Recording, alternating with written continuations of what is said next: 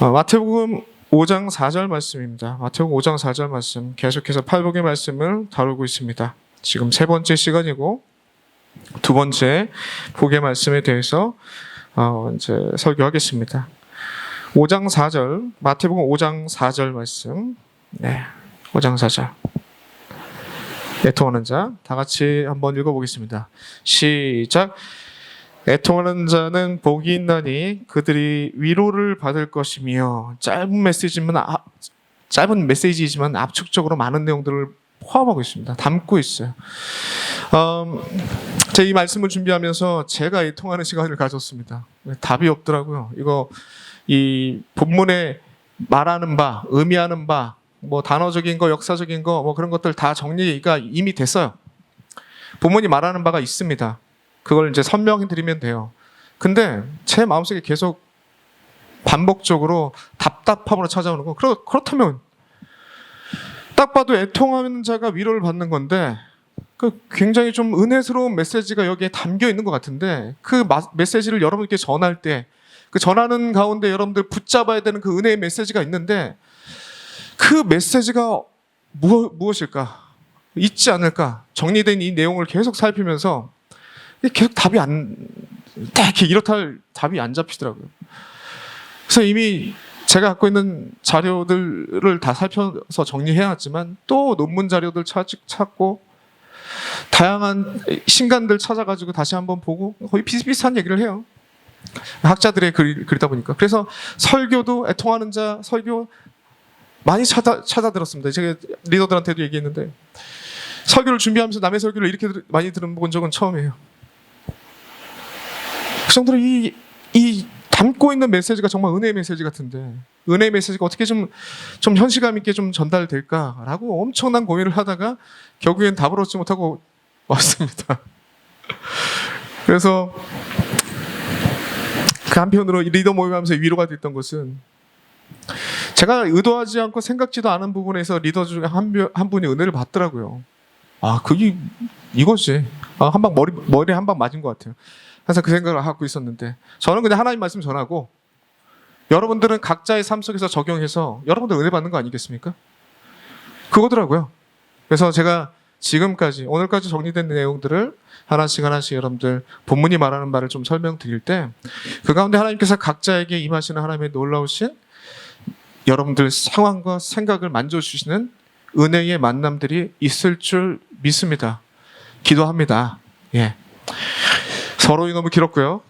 오늘 말씀을 보자면 여러분들 오늘 말씀 한번 쭉 보세요. 이게 8가지 복들에 대해서 아시죠? 제가 한번 3번 하고 넘어갑니다. 심천, 애이, 온 땅, 이배, 군궁마와 화와 이천. 그냥 귀로만 익숙해지면 제가 한 세 번째, 네 번째 되면 이제 귀에 익숙해서 여러분들 입으로 나올 거예요. 제가 3번 하고 넘어갑니다. 심천에이 온 땅 입에 궁궁마와 화이천. 심천에이 온 땅 입에 궁궁마와 화이천. 심천에이 온 땅 입에 궁궁마와 화이천. 보이세요? 이거 모르면 여러분 노래 계속 불러야 돼요. 심령이 가난한 자는 여기 교사들도 많은데 또 특별히 교사 스승의 날 여러분들 귀한 사역하고 있는 것입니다. 웬만하면 여러분들 여기 모인 모든 사람들 주일학교 부서에 마음을 좀 품으세요. 지금 같은 코로나 때 어디 가서 전도도 못 하잖아요. 근데 어린 영혼들이 여기로 와요. 어린 영혼들 복음을 전하면 어린 영혼들이 바뀌는 모습이 보여요. 여러분들의 삶이 냉랭해요? 그러면 어린 영혼들한테 복음을 전해보라고요. 삶이 확 변하는 게 보이면 나도 살아나. 여러분들 여기 지금 주일학교 헌신하시는 분들 손 들어봐요. 손 들어보시오. 왜 안 들어? 저기 찬희 맞죠? 찬미. 귀한 헌신 박수 한번 보내줍시다. 오늘 특별히 교사 스승의 날인데 여러분들도 헌신했으면 좋겠어요. 적극. 그때 여러분들 그 교사로서 이제 기본적인 내용들을 배워야 될 텐데 이런 내용들은 그냥 한 방에 딱 나와야죠. 자, 한번 보여주세요. 저번 주에 한 번 하고 넘어갑시다. 네. 나오면은 얘기해 주세요. 사인 보내주세요. 네. 이 말씀을 보면 여러분 성경을 보시면 예수께서 이 말씀하실 때 예수 앞에 나온 자들 있잖아요. 스스로 자신의 삶을 예수님의 가르침에 결속하고자 나온 자들 그게 제자들이라고 말씀드렸죠. 그들에게 얘기를 합니다. 말을 하세요. 그런데 첫 번째부터 마지막 복까지 딱 얘기를 듣는데 복에 대해서 얘기를 하는데 기본적으로 우리가 알고 있는 복에 대해서 언급하면서 복의 내용과는 조금 다른 접근을 하고 계시는 거예요. 첫 번째 복 생각해 봅시다. 여러분들 가난한 자가 복됩니까? 아니잖아요. 뭔가를 많이 소유해야 되잖아요. 돈이든 명예든 권력이든 소유한 사람이 복 있다. 정말 그 복된 삶이구나. 좋겠다. 이렇게 부러워하죠. 근데 예수께서 뭐라고 말씀하세요? 반대로 가난한 자가 복되대요. 심령이 가난한 자가 복되다. 라고 하면서 이야기를 풀어가십니다. 두 번째는 어떨까요? 어떤 사람이 복돼요? 웃는 일들이 많고 많이 웃는 사람이 복된 사람 아닙니까? 그죠? 웃는 일 많이 생기세요 라고 하는 게 뭐 축복된 메시지 아닙니까? 근데 정반대로 얘기해요. 울고 통곡하면서 우는 사람이 복되대요. 역설적인 메시지를 던지는 거죠. 이 두 가지 의미가 있어요. 이 듣는 사람으로 하여금 이목을 집중시키는 첫 번째 의미가 있고, 두 번째, 그게 더 중요한데, 그 의미가 뭐냐면 우리가 일반적으로 알고 있는 그 복의 내용과 지금 설명하고 있는 복의 내용이 조금 다르다라는 것을 얘기하고 있는 것이죠. 그 내용으로 우리가 첫 번째, 우리가 심령이 가난한 자에 대해서 말씀드렸습니다. 그냥 어떠한 분들은 이게 겸손한 마음을 갖는 거다 그렇게 얘기하는데, 그걸로 한 가지로 하지 못한다고 했어요. 담고 있는 의미가 절망의 상황 가운데 놓인 자의 모습, 어떠한 자기 노력으로 해결할 수 없는 그 가난한 자라는 표현을 썼다고 했죠. 근데 제가 이거 있잖아요. 그 구걸하다는 의미가 있고 거지라는 의미가 담고 있는데, 이걸로 표현했잖아요. 한마디로 설명할 수 없어서 정말 누군가 구원자의 손길이, 누군가 도움의 손길이 있지 않고는 살 소망이 없는 그 상태에 놓인 자들, 심령이 가난한 자, 거의 단어적인 의미라고 말씀드렸죠. 그게 연결되는 겁니다. 지금 이 애통하는 자, 어떻게 보면 이렇게 설명할 수 있어요.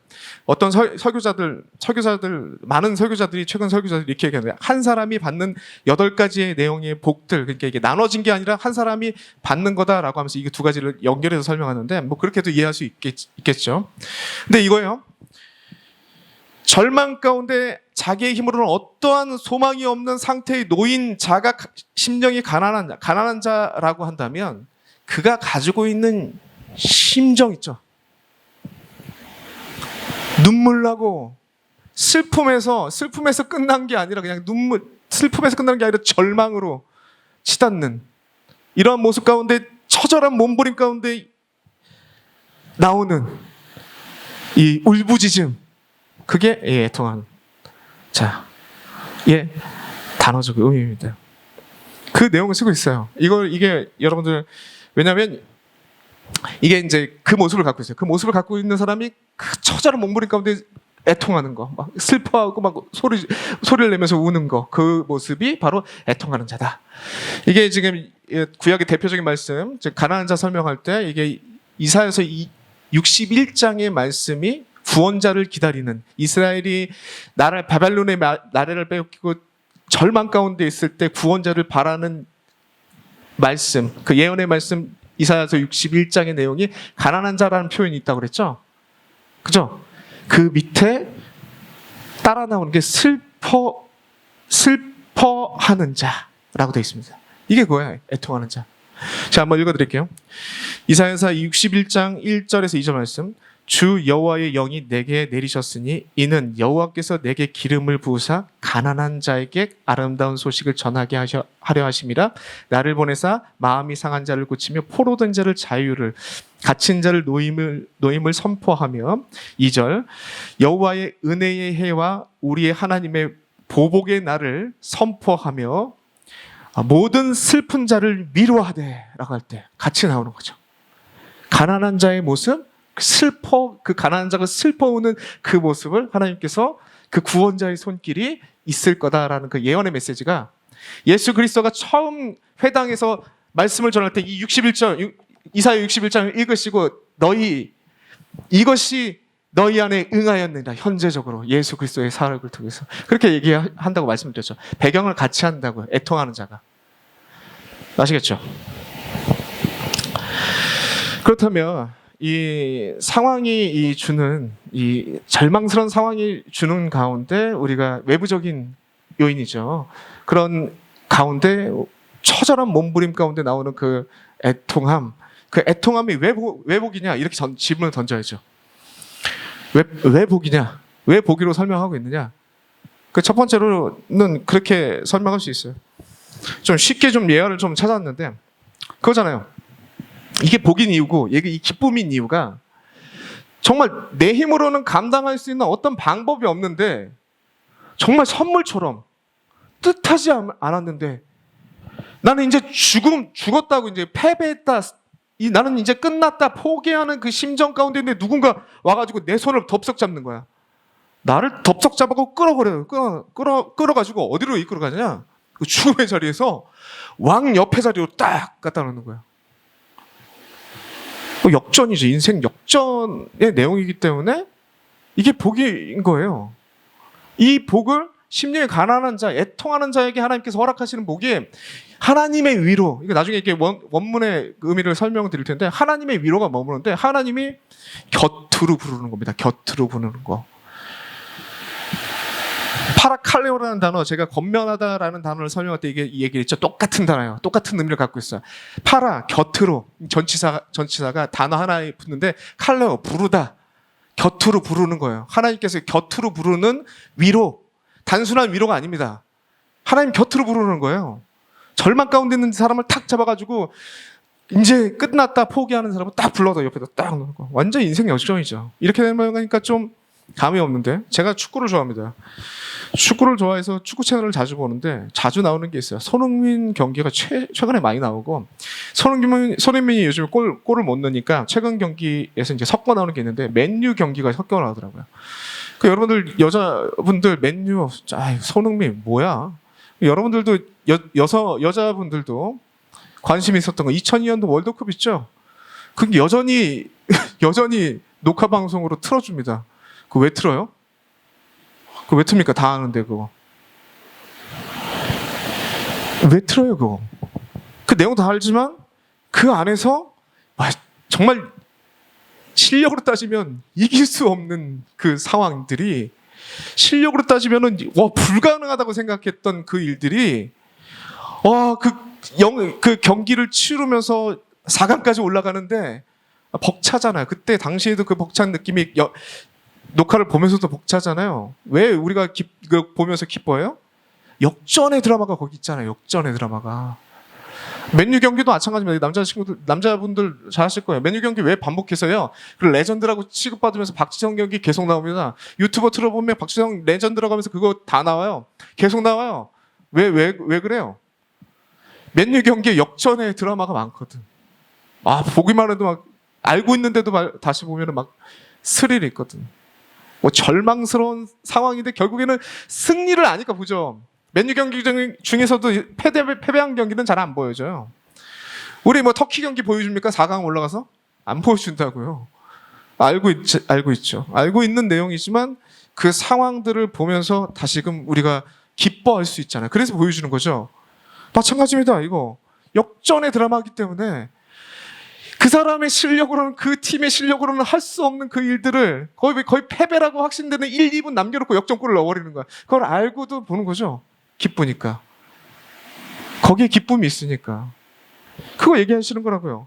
절망의 상황 가운데 자기 힘으로는 아무것도 할 수 없는 그 상황 가운데 하나님께서 붙잡아서 구원하시는 손길이 성경에 너무나도 가득하다고요. 그게 그 절망의 상황 가운데 우리는 끝이 아니죠. 우리 아니죠. 거기가 시작이라고요. 그 절망의 상황이. 예를 들어볼까요? 아브라함 있지 않습니까? 아브라함 하나님께서 부르신 다음에 하나님께서 약속한 자녀를 하나도 안 주는 거예요. 근데 이제 아들처럼 여겼던 롯이 떠나갑니다. 롯이 떠나가서 얼마나 큰 상실감을 느꼈는지 그 상실감 가운데 있는 몸부림치는 그를 하나님께서 찾아가세요. 그걸 하나님 만나주십니다. 여러분 또 이 애통하는 모습이 어디 나오냐? 야곱이 요셉이 죽었다는 소식을 듣고 애통하죠. 그때 그 심정. 그때 그 심정, 그 애통하는 그 심정이라는 거죠. 그때 그 죽었다고 생각했던 그가 하나님의 뜻하신 바가 있어서 총리로 부름받아서 살았다는 소식을 들었을 때 얼마나 감격스럽겠냐고요.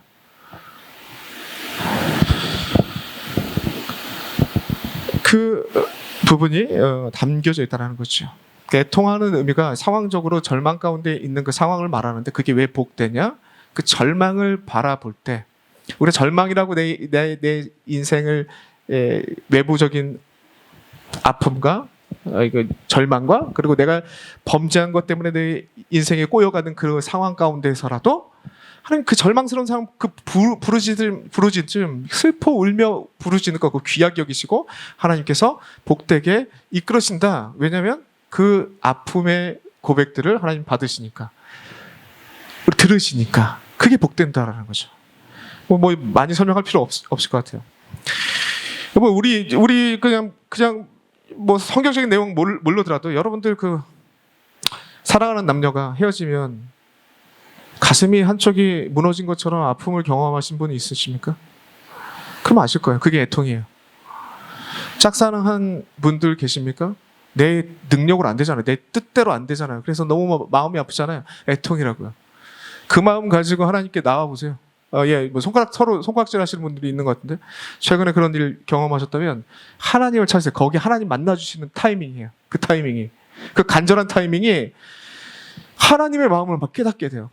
하나님이 이렇게 나를 사랑하시고 계셨는데 내 마음을, 하나님 마음을 너무 몰라줬군요. 짝사랑하는 대상을 생각하면서 막 처절한 몸부림 가운데 하나님 마음이 이해가 되는 거죠. 시련의 아픔을 겪으면서 정말 아름다운 사랑을 이루고 싶었지만 원치 않게 떠나간 그 사람들, 내 어떠한 방법으로 해결하지 못하는데 시련의 아픔은 그대로 남아있는 그 텅 빈, 정상적으로 밥 먹는데 갑자기 눈물이 흘러나오는 막 이런 아픔들 경험하셨습니까? 그때가 하나님을 경험할 때예요, 여러분들. 하나님께서 여러분들을 그 외부적인 요인으로 아픔을 경험하게 하시고 가난한 자의 모습으로, 그 가난한 자 가운데 처절한 몸부림 가운데 울부짖는 그 음성 기다리고 계신다. 하나님을 마음을 깨닫는 자라는 거죠. 하나님께서 곁으로 불러가지고 하나님을 만나는 그 기회로 삼아주실 것이다. 아시겠죠? 이게 문맥 가운데, 흐름 가운데 나와 있는 첫 번째 애통의 메시지고요. 한번 보여주세요. 다 보여주세요. 이게 조금 색감이 조금 안 나오는 것 같은데 한번 보여주세요. 그냥 다 보여주셔도 돼요. 한 페이지 다 보여주시면 됩니다.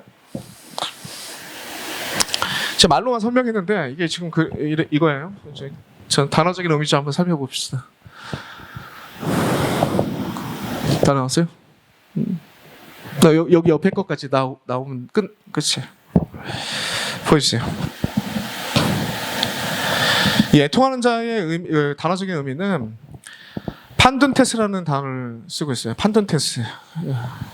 이 아까 전에 우리가 살펴봤듯이 제가 말로 다 설명드렸는데 애통하는 자, 슬퍼하는 자, 한탄하는 자, 매도하는 자 이렇게 되어 있는데 의미적으로 그겁니다. 아무 소망 없는 거, 절망 가운데 있는 모습을 가리킬 때 이 판텐투스라는 단어를 써요. 헬라어에는 슬픔을 표현하는 단어가 9가지 정도가 되는데 그 중에 아주 강도 높은 그 슬픔을 다룰 때 이 단어를 쓰고 있습니다. 신약성경에는 총 9회가 쓰입니다. 그 중에 예수 그리스도와 관련된 그 메시지만 살펴보면 독특한 공통점이 나와요. 그건 이제 제가 함께 살필 내용이에요. 그리고 여기 보시면 이게 우리 번역으로는 애통, 슬픔의 그다음 아픔 통자를 써가지고 애통이라는 단어로 번역했는데 아주 잘된 번역이라고 생각합니다. 그 영어 번역으로는 애도의 뜻을 담고 있다. 그러니까 장례식에 가가지고 죽음을 바라보며 애도한다는 뜻의 의미의 단어를 쓰는데 그거 잘된 번역이라고 생각해요. 그 절망스러운 상황 잘 표현했습니다. 그러나 또 하나의 우리가 붙잡아야 될 메시지는 한국 번역에 잘 표현되어 있어요. 아파하는 거예요. 슬퍼하는 거예요. 그리고 슬픔을 넘어서 아파하는 것이 애통이라고 표현할 수 있을 것 같습니다. 왜냐? 이 말씀을 아까 얘기했듯이 여기 작게 표현되어 있는데 신약성경 9번을 쓰이는데 그 중에 3번이 그 3번이 예수님과 관련돼서 쓰여요. 예수님과 관련돼 쓰여 있는 공통점이 뭐냐면 예수께서 우리 가운데 없어질 때, 슬퍼하면서 주님을 찾아야 될 때라고 얘기하고, 그리고 예수께서 이 땅에 오셔서 마지막 심판이 이루어질 때, 그때 그때는 여러분들 2번 다시 기회가 없는 거예요. 그때 절망스러운 슬픔을 다룰 때 이 판든테스라는 단어를 씁니다. 예수님의 사역과 관련된 의미가 있다라는 거죠. 예수님께서 우리 삶 가운데 한번 제가 읽어드릴게요. 그냥 본문 한번 읽어드리는 게 훨씬 낫겠네요. 마태복음 9장 15절에 이렇게 말씀하십니다. 예수께서 자신을 신랑으로 비유하면서 혼인집 손님이 신랑과 함께 있을 동안에 슬퍼할 수 있겠느냐? 그러나 신랑을 빼앗길 날이 이르리니 그때 금식할 것이니라 라고 하면서 슬퍼하다, 뭐 이런 의미가 있죠. 그때 슬퍼하는 거다. 신랑집 예수 그리스도를 빼앗길 그날, 십자가의 모습을 그리고 있는 것이죠. 그때. 그리고 계시록에 쓰이는 말씀인데 그 계시록에 쓰인 말씀들을 보시면 아까 제가 설명했던 그 내용이 나옵니다. 마지막 심판 때 예수께서 마지막 기회가 없는 그들이 울부짖는 그 애통, 정말 절망스러운 애통인 거죠. 그런 의미로 쓰이고 있어요. 정리해보자면 이렇습니다. 우리 삶 가운데 적용 좀 해보자면 이래요. 여러분들 예수 그리스도, 여러분 신앙생활을 할 때 예수 그리스도가 여러분들과 멀리 떨어져 계신다고 느껴집니까? 생각돼요? 애통할 때예요. 애통할 때. 울부짖으며 주님을 찾아야 할 때입니다. 내 삶, 내가 살아가고 내가 생각하고 판단하고 의지적으로 행동하는 그 모든 결정 가운데 예수 그리스도가 빠져 있어요? 이건 슬퍼할 때입니다. 슬퍼할 때예요. 스스로가 예수님과 멀게 느껴진다라고 생각하시는 분들이 있습니까? 애통하면서, 슬퍼하면서, 아파하면서 주님을 찾아야 될 때라고요. 그럴 때 하나님께서 함께 하시는 복이 반드시 임한다, 그 얘기죠. 이 2가지 의미인데, 애통하다라는 의미는 2가지 의미입니다. 죄에 대해서, 그러니까 예수님과 관련된 사역, 죄에 대한 사역이잖아요. 죄에 대해서 애통할 줄 아는 사람의 복이 있다고요. 그 얘기하는 겁니다. 나의 죄 때 예수님과 거리가 멀리 떠나가는 그 나의 죄를 발견하면서 말씀을 비춰서 나의 삶을 비춰보면서 죄 때문에 하나님과 멀게 떠나져 버린 나의 모습, 내 욕망 때문에 하나님과 멀리 떨어져 버린 나의 삶, 이걸 보면서 애통하는 거, 그게 복이 있다고요. 그리고 이게 더 나아가 나의 이 말씀을 비춰서 나의 죄된 부분을 발견하는 거, 그 복이 있는 건데, 거기서 끝나는 것이 아니라 상대방을 바라보면서 이게 애통으로 바뀌면 이게 복이라고요. 여러분들 예수 그리스도를 모르고 죽어가는 사람들을 바라보면서 눈물 흘려 보신 적 있으십니까? 복이라고요. 하나님께서 거기에 함께 하신대요. 여러분, 이 2가지를 말씀드렸는데 이 2가지와 내 삶이 거리가 멀다고 느껴지십니까? 그러면 애통하셔야 됩니다. 애통 어떻게 해요? 하나님께서 외부적인 것을 통해서 여러분 몰아가실 수도 있고, 저번 주에 말씀드렸죠. 아주 기본적인 내용인데, 말씀, 기도, 찬양, 예배 가운데 여러분들을 하나님의 광명한 빛으로 비춰주시는 거예요. 하나님의 말씀의 거울로 나 자신을 바라보는 거죠. 그러니까 죄가 보이는 거예요. 이게 복이라고요. 잠언의 말씀, 여러분들, 제가 여기 지금 우리 매일 성경에 잠언의 말씀을 읽고 있는데, 잠언의 말씀 중에 여기 제가 5장에 말씀을 좀 읽어드릴게요. 5장은 음란에 대한 죄가 나옵니다. 음란에 대한 최고의 죄가 뭔지 아세요? 스스로가 그 스월로, 사지로 달리고 있는데 스스로가 몰라요. 그게 엄청 그 저주. 음란의 죄를 저지르고 있는데 스스로가 거기로 죽음의 현장으로 뛰고 있는 거 스스로가 알지를 못해요. 이게 음란이 갖고 있는 죄의 결과입니다. 아주 저주스럽죠. 반대로 하나님을 믿는 자들, 지혜의 메시지를 듣는 자들은 그 죽음으로 사지까지 안 가요. 왜냐하면 하나님의 말씀이 들려지니까. 하나님 말씀 들려지는 그 자리에 있으니까. 하나님 말씀으로 나 자신을 계속 비춰보니까 내가 어디에 서 있는지, 어디로 달리고 있는지 계속 보게 되니까 거기까지 가지가 않는다고. 그게 복이라고요. 아시겠습니까? 나의 죄를 바라보고 말씀을 통해서 나의 죄가 발견되어지는 거 복이라고요. 발견되어지고 어떻게 합니까? 처절하게 하나님께 몸부림치잖아요. 그게 복이라고요. 그 가운데 하나님 만나주신다고요. 하나님 곁으로 부르시는 그 은혜가 거기에 있다고요. 그 말씀을 하시는 겁니다. 잠언 5장 5절 말씀이죠. 5절 6절 말씀이에요. 음란을 경험하는 자들 3절부터 읽겠습니다. 대저 음녀의 입술은 꿀을 떨어뜨리며 그의 입은 기름보다 미끄러우나 나중은 쑥과 같이 쓰고 두날을 가진 칼과 같이 날카로워지며. 이게 있잖아요. 이거 꿀과 같이 달콤한데, 일시적으로 달콤한데 나중은 쑥과 같이 쓰고, 그리고 정말 매끄러운 입술 같은데 그게 양날의 칼이 돼서 너를 해야 할 거다. 그 지혜의 메시지를 던지고 있는 거죠. 그러고 나서 5절이죠. 그의 발은 사지로 내려가며 그의 걸음은 스올로 가나니. 6절. 그는 생명의 평탄한 길을 찾지 못하며 자기 길이 든든하지 못하여도 그것을 깨닫지 못하느니라. 음란의 죄가 그렇다고요. 음란뿐이겠습니까? 우리의 욕망을 따라서 행동하는 모든 것들이 어떻게 우리의 감각을 무디게 만든다고요. 우리 신앙적인 영적인 감각을 무디게 만든다고요. 내가 사지로 달려가는 죽음의 스울로 달려가고 있는데 내가 어디 가 있는지 몰라. 나는 잘 살고 있다고 생각해. 근데 이 정도면 뭐 신앙생활 잘하는 거지 라고 생각하는데 아니라고요. 어딘지 모른다는 거예요. 그 욕망에 빠져 있는 사람들, 음란에 빠져 있는 사람들. 근데 어떻게 알아요? 지혜의 말씀을 듣는 자들, 지혜의 말씀을 듣는 자리에 몸부림치는 자들, 그들이 이거 자기의 위치를 파악하게 된다. 이게 복이다. 애통하는 자가 받는 복입니다.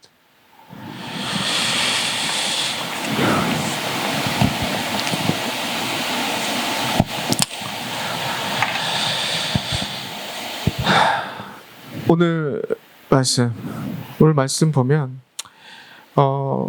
마태복음 11장 똑같은 말씀인데 11장 16절 제가 한번 읽어드릴게요. 이거 읽어드리고 또 마무리하겠습니다. 마태복음 11장 16절부터 17절까지 말씀인데 예수께서 하신 말씀이에요. 이 세대를 무엇으로 비유할까? 비유하건대 아이들이 장터에 앉아 제 동물을 불러 이르되 우리가 너희를 향하여 피를 불어도 너희가 춤을 추지 않고 우리가 슬피 울어도 너희가 가슴을 치지 아니하였다 함과 같도다. 무슨 얘기예요? 이 세대가 당연히 즐거운 거에 즐겁게 반응하는 세대가 아니란 죄악에 무뎌진 세대를 얘기하고 있는 거죠. 예수께서 오셔가지고 하신 일이 무엇인 줄 아십니까? 죄악이 죄악됨을 드러나게끔 예수 그리스도의 말씀을 통해서 애통하게 만드는 거, 그게 하나님과 가까이 가게 만드는 일이 되기 때문에 이 말씀을 하고 계시는 것이죠. 오늘 말씀 정리하도록 하겠습니다. 그 전에 이 예수께서 하신 그 애통의 장면인데 그 장면을 말씀드리고 오늘 말씀 정리하도록 하겠습니다. 예수께서도 애통하신 장면이 있어요. 눈물 흘리시는 장면이 있습니다. 요한복음 11장에 보면 마르다하고 마리아가 앞에 나오고 나사로가 죽었어요. 그 상황 가운데 예수께서 늦게 찾아가십니다. 의도를 가지고 늦게 찾아가신 거죠. 그때 예수께서 그들이 울고 막 있는 것들을 보시고 부활의 메시지를 전할 때 제가 말씀드렸죠. 마르다가 예수께서 좀 일찍 오셨으면 우리 오빠가 죽지 않았을 건데 라고 하면서 예수께서 말씀하신 그 장면이 있잖아요. 그때 예수께서 그 현장을 바라보면서 이렇게 말씀하십니다. 11장 33절에 심령의 비통이 여기고 불쌍히 여기사. 예수님께서 비통히 하시는 장면이 나와요. 그리고 35절에 뭐라고 말씀하시냐면 눈물 흘리시더라. 예수께서 눈물을 흘리셨어요. 비통히 여기시고. 여러분 한번 생각해 봅시다. 예수께서 나사로를 다시 살릴 능력이 없어서 비통히 여기신 겁니까? 눈물을 흘리신 거예요? 아니죠. 예수님과 하나님과 동등됨을 취하시는 그 권능을 계신 분입니다. 앞에 일들도 나사로를 살릴 거 알고 계세요. 그럼에도 불구하고 여기서 지금 눈물 흘리고 비통이 여기고 있고 눈물 흘리는 건 이유가 뭐예요? 한 가지입니다. 한 가지. 예수께서 하나님의 존귀한 형상으로 영원히 하나님과 살 수밖에 없는 존귀한 형상으로 만들어놨는데 죄 때문에 이렇게 죽을 수밖에 없는 존재, 죄의 존재라는 것을 바라보시고 비통히 여기신 거예요. 죄 때문에 이렇게 죽음의 슬픔에 놓일 수밖에 없는 인생들을 바라보면서 비통히 여기신 거죠. 그리고 눈물을 흘리신 것입니다. 그게 애통이라고요. 그렇다면 내용은 다 전했습니다. 그렇다면 우리가 애통하는 자가 돼야 되지 않습니까? 어떻게 되면 돼요? 이거는 지금 첫 번째 부분하고 연결되는 부분이라고 했죠. 외부적인 요인이 있어요. 하나님께서 여러분들 더 가까이 하나님의 인격적으로 만나기 위해서 외부적인 요인을 통해서 가난한 자의 상황으로, 심령이 가난한 자의 상황으로 애통의 표현을 할 수 있는 그 자리로, 절망의 자리로 이끌어 가실 때도 있어요. 그리고 나의 죄 때문에 그런 어려움을 당할 때도 있습니다. 상관없어요. 어떤 괴로운 상황이든 고통의 상황이 다가오면 여러분들 주님 만날 때라고 생각하세요. 그 심정 그대로를 가지고 솔직하게 주님 앞에 외치는 거예요. 솔직한 감정 표현하라고 그랬죠, 제가. 그 솔직한 원함을 주님 앞에 말하는 거예요. 속 깊은 내면 가운데 있는 원함을 하나님께 얘기하는 거, 믿음의 표현으로 받아들이신다. 그거 하라고요. 그게 여러분들의 신앙을 성장시키고 복의 자리로 이끌어 간다고 말씀드렸습니다. 두 번째 뭐예요? 날마다 말씀과 기도와 찬양과 예배의 자리, 하나님의 말씀이, 생명의 말씀이 들려지는 자리를 통해서 나 자신이 어디에 서 있는지, 내가 지금 수월로 달려가는지 사지로 뛰고 있는지 확인하시라고요. 그게 복되다. 확인하면 어떻게 돼요?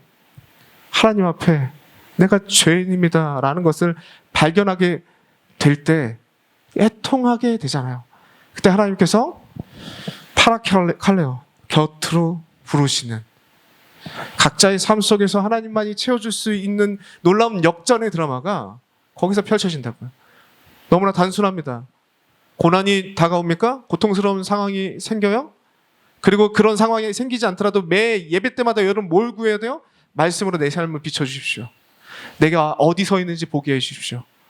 그리고 그걸 깨달을 때, 내 가슴에 찔림이 있을 때, 깨달음이 있을 때 그걸 붙잡고 몸부림치는 애통, 그것이 여러분들 신앙을 아름답게 복된 자리로, 하나님을 곁으로 만나서 하나님께서 만나주시는 그 자리로 하나님께서 이끌어 가실 것입니다. 이것이 애통함의 내용입니다. 어떻게 보면 가난한 자에 이어서 좀 더 구체화된 내용들이 애통하는 자에 담겨 있다라고 생각합니다. 애통하는 자, 여러분들 애통하는 자가 되십시오. 주의 말씀 앞에 반응하는 자, 주의 말씀이 들려지는 자, 주의 말씀을 가지고 찬양할 때 이 가슴이 뜨거워오는 사람들, 그것이 아니라면 여러분 점검하셔야죠. 들리게 해달라고 몸부림치셔야죠. 그게 우리의 할 일입니다. 기도하겠습니다.